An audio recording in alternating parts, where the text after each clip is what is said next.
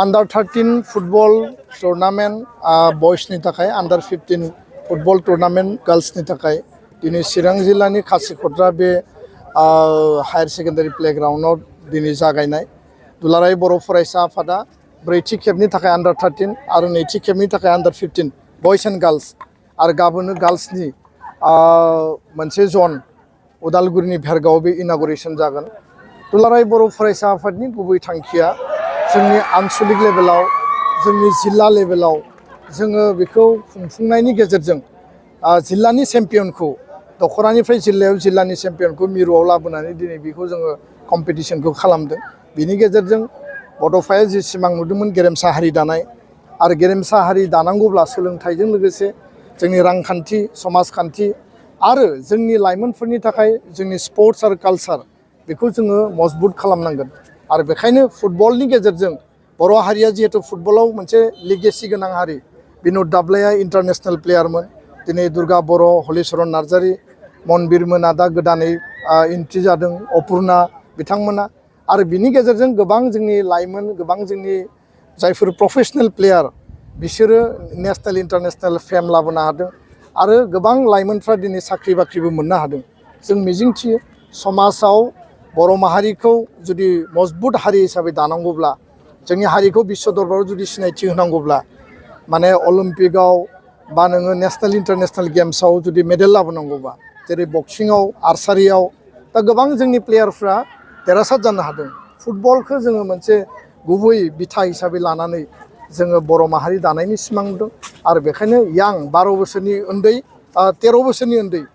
माने बिनि गाहायाव आरो 15 बोसोरनि गाहायाव जोंनि लाइमोनफोरखौ जोङो बे समावनो जायहा एनार्जि दङ स्किल दङ टेलेन्ट दङ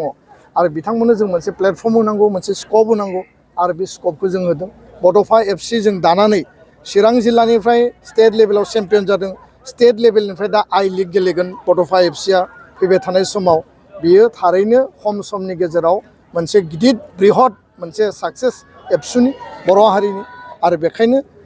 ड्राग्स जौ जुवा दायना दायनि बेखौ समाजाव गैया खालामनांगौब्ला ड्राग्सनि हेंथायै जौ जुवानि हेंथायै जुदि जोङो गोजानाव दोननांगौब्ला लाइमोनफोरखौ मबाइलनिफ्राय गोजानाव दोननांगौब्ला बेबायदि फुटबल टुर्नामेन्टनि गेजेरजोंसो आरो लाइमोनफोरखौ राइट डाइरेक्सनाव पजिटिभ एनार्जिखौ जों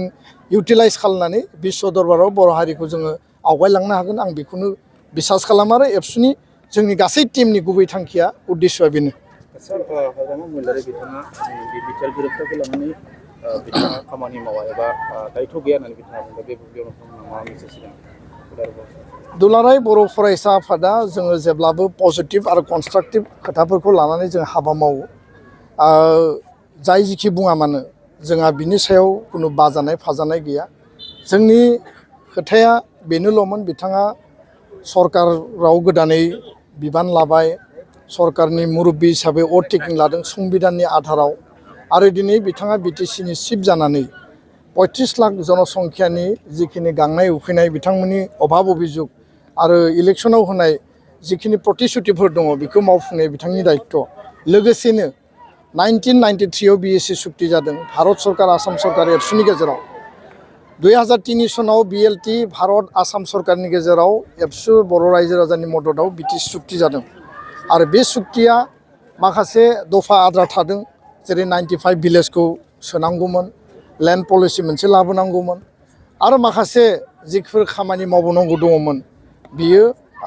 आद्रा थादों। खिन्थु बिथाङा 17 बोसोर सम मोन्दोंमोन खामानि मावनो थाखाय माखासेखौ बिथाङा मावजोबनो हादों आरो माखासे आद्रा थादों। 2020नि सुक्तिनि उनाव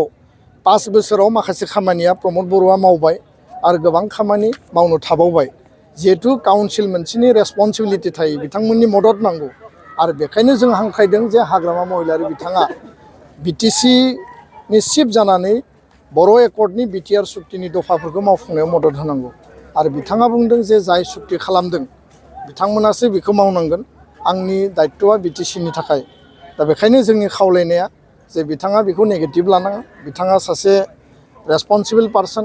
आरो दिनै 1500 कोटि थाखा जि फैगोन जेराव इन्स्टिटिउसन इन्डास्ट्रि जेराव